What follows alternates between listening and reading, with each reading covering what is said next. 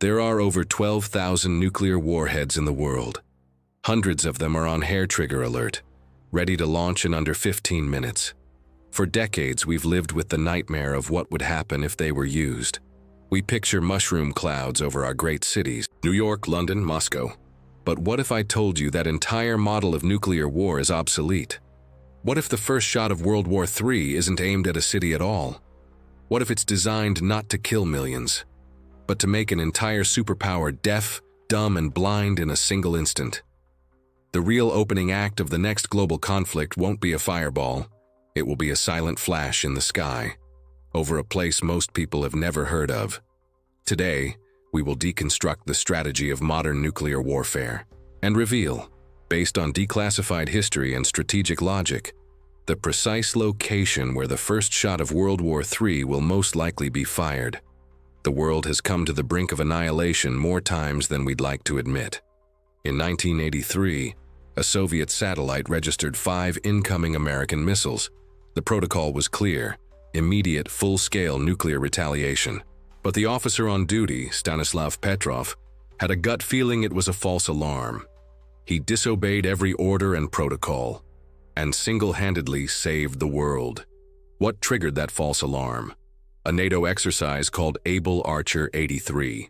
A simulation so realistic, the Soviets thought it was the real thing.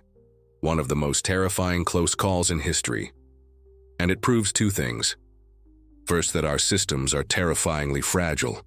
Second, that a war can start not from an invasion, but from a move that paralyzes your enemy's ability to think. To understand why the first strike will hit a remote location, you need to grasp 2 core concepts of modern warfare. The first is space dominance. Modern militaries don't run on tanks and soldiers. They run on data. Satellites provide GPS for missiles, encrypted communications for command, and high-resolution imagery to spy. Without space, a modern army is just a confused mob. To win a war today, you don't take the battlefield, you take space first. The second concept is high-altitude electromagnetic pulse. When a nuclear weapon detonates high above the Earth, it doesn't create a mushroom cloud or crater.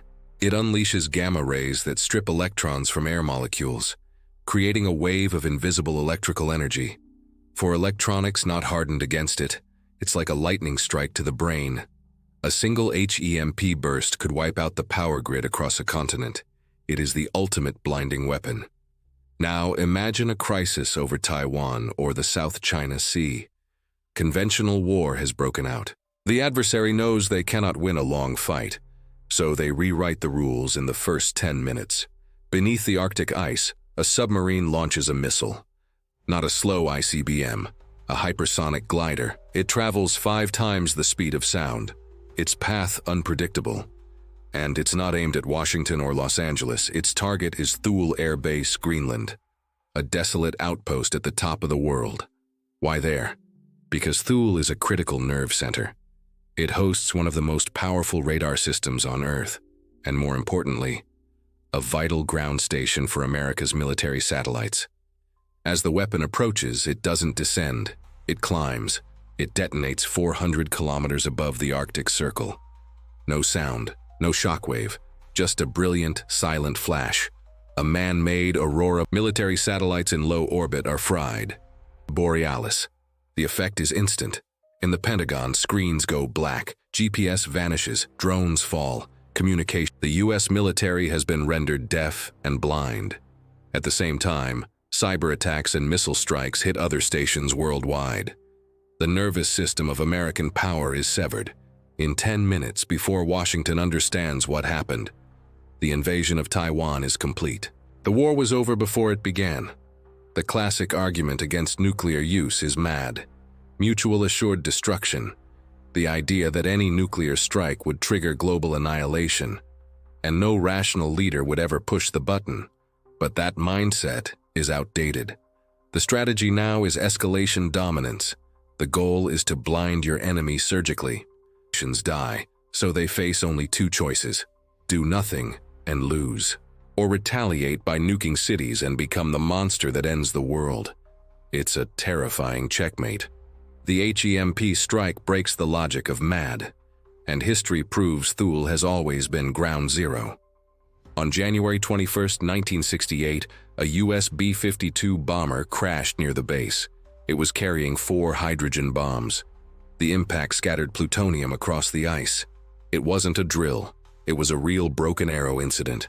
One of the worst nuclear accidents in history. And it happened right there. For over 50 years, this frozen wasteland has been a hidden front line in nuclear war. But there's something more disturbing. The Petrov incident proved a human could prevent Armageddon. To military planners, that's weakness. Humans are slow, emotional, disobedient. The next generation of nuclear command may not have a human in the loop.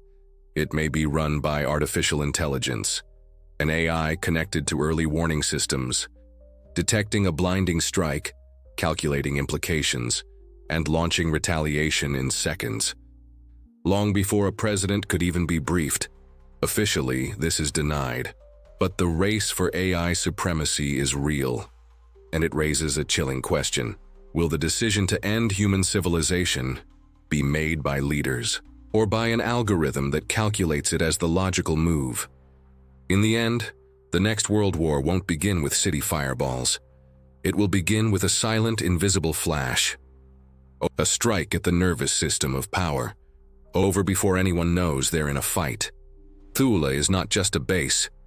It is a symbol of this fragile new battlefield. So I ask you, is mutual assured destruction still a deterrent, or a dangerous illusion from a bygone era? Let me know in the comments. If this deep dive held your attention, subscribe and turn on notifications. And don't miss the next video, the real, declassified story of America's plan to build a nuclear base under Greenland's ice. Thanks for watching. I'll see you in the next one.